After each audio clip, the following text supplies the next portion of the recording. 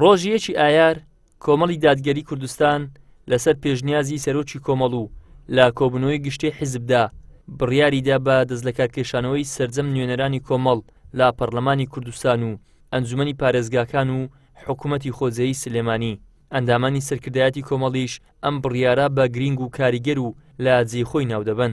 بەردەوام لە کاتی خۆیان بە دیراسە و بە شێوەیەکی حەکیمانە بڕیارەکانی ئەدات، بە تایبەت لە بەشداری لە پرۆسەی سیاسی لە هەرێمی کوردستان، چونکە پێی وایە حیزبێکە کە لە بەرەی خەڵکە و لە بەرەی جەماوەر بووە و بەردەوام بەو شێوازە هاتووە هەر کاتێک زانی بەرژەوەندیەکانی خەڵکی کوردستان لە مەترسیایە بە دڵنیاییەوە ئەچێتە بەرەی جەماوەرەوە وەکو ئۆپۆزیسیۆنێکی ڕاستەقینە هەکە لە سەرەتاش و هەر بەو شێوازە هێناوێتی.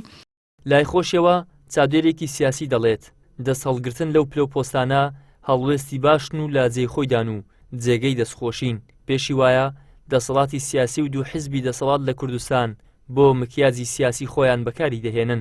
ئەم هەڵوێستەی کۆمەڵی دادگەری بەدیوە ئیزابیەکەیدا زۆر باشە، چونکە ئەو حکوومەتە خۆزیەکەش و پەرلەمانی کوردستانیش هێندەی پارتی و یەکێتی سەڵاتدارێتی هەرێم بۆ میکاسکردنی دیموکراسیەتی خۆی پێویستە، هێندە لە واقعدا ئەوانە ڕۆڵیان نییە لە بەڕێوەبردن و ئیدارەدان و ئاراسەکردنی سیاسەتی حکومڕانی لە هەرێمی کوردستان. بۆیە هەموو کاتێک شانەوە بۆ کۆمەڵی ئیسلامی بۆ کۆمەڵی دادگەری ئێستا پێش و بۆ حیزبەکانی ترکە لە دەرەوە یەکێتی و پارتین هەڵوێستی باشن لە جێگای خۆیاندان بە من بە بەرزیان دەنرخێنم.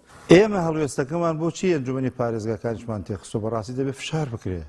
وتەبێژی کۆمەڵی دادگەریش ئاماژە بەوە دەکات کشانەوەیان لە پەرلەمان و ئەنجومەنی پارێزگاکان و حکوومەتی خۆجەی سلێمانی بە مەبەستی فشارە بۆ ئەنجامدانی هەڵبژاردن و کۆمەڵی دادگەری سوورە لەسەر ئەنجامدانی هەڵبژاردنەکان بە 4 ساڵ جارێک و لە وادەی خۆیدا.